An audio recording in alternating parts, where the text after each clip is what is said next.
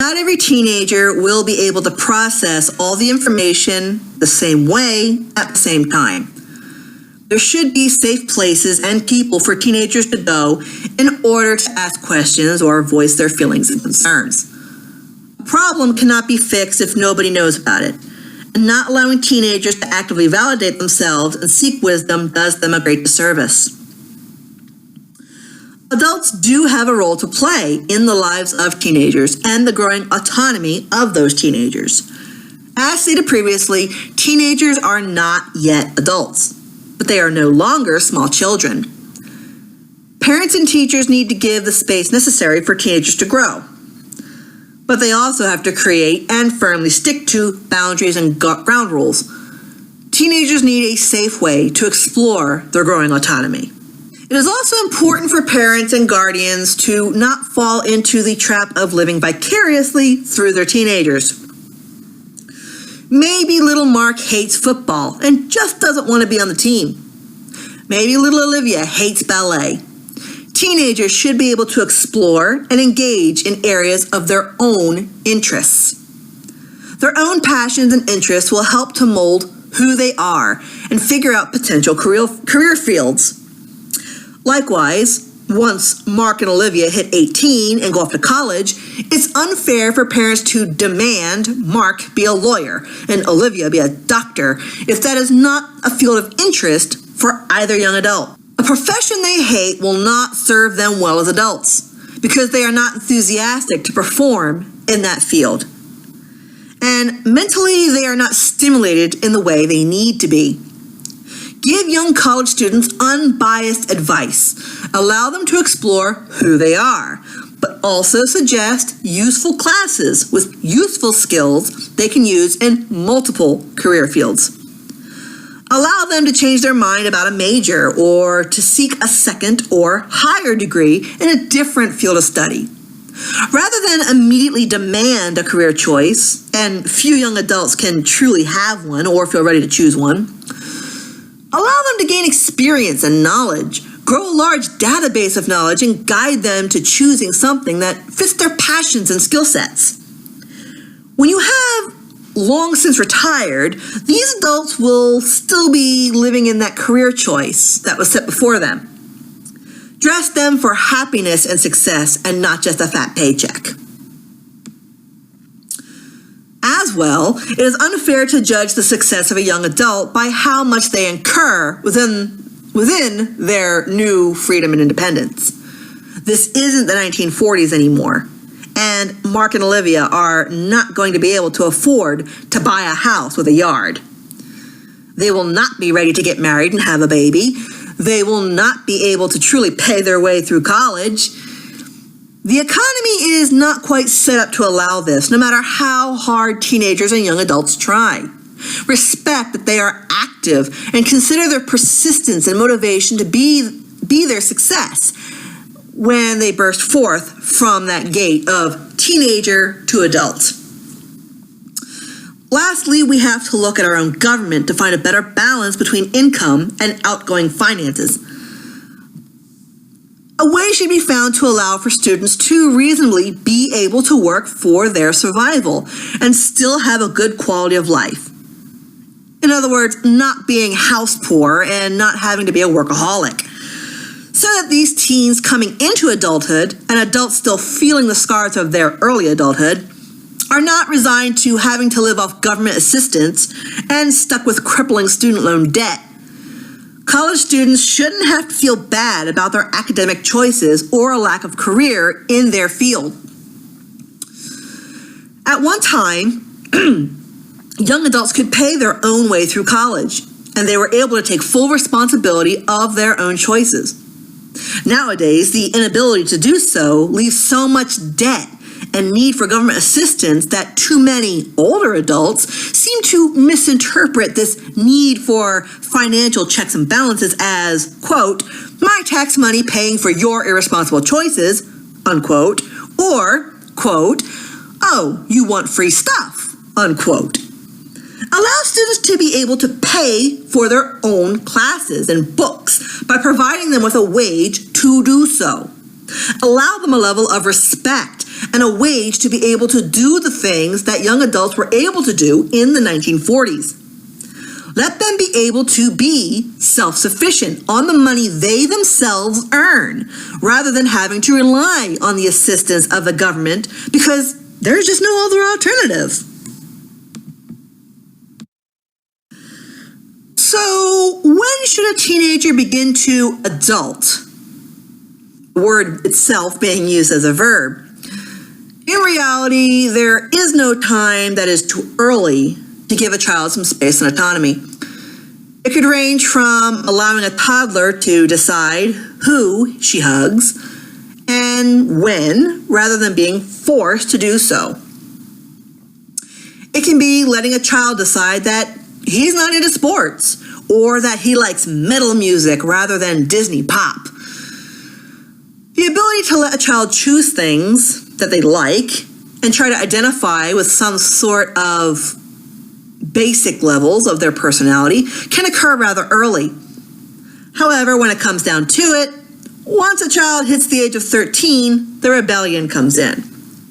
13 is a good age to start setting up the boundaries and ground rules that will be needed and adjusted as needed throughout the rest of those teen years. At 13, a teenager should start learning how to cook, even if it's just eggs and toast or a can of SpaghettiOs. By this age, a person should know how to care for themselves on the most basic of levels and even be left unattended for a little while without hurting themselves. If it hasn't been done already, give new teens some responsibilities and chores, perhaps a house key. If not an allowance, provide some lessons on how to apply for a job and proper work ethic. So by 14, or whenever the state's legal work age begins, teen can make his or her own money for a car, or those other fun things that he or she wants, like video games, clothes, jewelry, or an entire collection of a comic book series, because reading is a whole lot better of an addiction than drugs. Oh, and speaking of drugs, don't forget to have that conversation with them too. So, what if you're not a parent? What if you don't have children? What can you do to help develop a teen into a respectable adult? Many could argue that it's not their problem. However, there is an old saying that it takes a village to raise a child. In some ways, it is true, even in our very busy and self-centered society. Children and teenagers will always be looking to people around them, both online and off. Not only do they learn how people in the community communicate and act towards each other, and this is also true of online communities, they also learn a lot by how a person interacts with them. It is important for adults to recognize the worth of teenagers and young adults. They are valid human beings. Rather than being impatient and nasty towards those with little life experience, remember that the young learn life lessons from their elders in many societies. You are the elder person and can offer a great sense of patience and wisdom to younger people. Those adults are contributing to preparing teenagers for adulthood or to young adults into adulthood. Infants are not born knowing everything, and neither are teens or young adults. They have to be taught by everyone. As a non-parental adult figure in a teen's life or a young adult's life, don't be afraid to be honest. This is actually the same for parents as well, actually. Be honest about issues and activities. Life isn't fair, and sometimes the lots we get stink. These life lessons, and should the case require consequences, should be true and honest so that teens and young adults learn and remember the experience. They will have their feelings hurt sometimes. They won't always get the job they want. Their crush will not always love them back. The more teens learn, the more they can apply what they learn in their adult years. Preventing them from learning means that it will be more awkward and potentially more painful to learn those lessons later on. And of course, it's important, parent or not, to never strive to raise an unquestioning teenager. Encourage teenagers to question authority, principles, things that confuse or concern them. Validate their questions and offer educated answers. Rebellion occurs, yes, and teenagers that question authority can be quite annoying. I'm not necessarily referring to teenagers who are simply just being disrespectful and talking back. Rather, I'm focusing on teenagers who feel truly wronged and want to question the situation and rules. Perhaps they want to question why something is or isn't. This is a chance to discuss the issue, to explain why or why not, or even, as older adults, potentially learn something new, a new way of looking at the situation.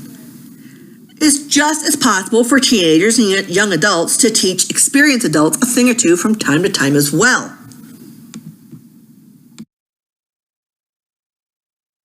Let me conclude by reiterating that teenagers between the ages of 13 to 20 are still complete and fully functional human beings. While still developing, they can still feel and think just as adults do. They are smarter than we give them credit for. Sometimes they strive to be a little more or a little less complex. Every individual is different in that case. But in any case, we cannot expect teenagers to become fully functional and successful adults at 18, and oftentimes not even at 20, if we do not properly prepare them in their teenage years. Parents, communities, and high schools alike should be responsible for bringing up valuable citizens and future adults. A higher level of practicality will go a lot further in the real world than many of the skills high schools currently offer. For example, how to change the oil in a car will serve teenagers much better than retaining the symbolism found in Nathaniel Hawthorne's The Scarlet Letter. Reward and respect the effort put forth. If you put value in teenagers, teenagers will put value in themselves. These teenagers will become strong and determined leaders with confidence and critical thinking skills. Some may become the classic artists of tomorrow. Some may go down to write, direct, produce, or even star in a future blockbuster hit. Or they may release that award-winning music album. Some may just decide to open up the town's most favorite restaurant, or the most dependable general store, or even just run a simple family farm. Give teens all the available tools they could or would need. And of course, don't make excuses when mistakes do occur. Teenagers can be pretty strong. They can handle consequences for their decisions and actions. Those consequences will help them to make better decisions next time. Remember, valued, prepared, and educated teens of today become the good parents and caretakers of tomorrow.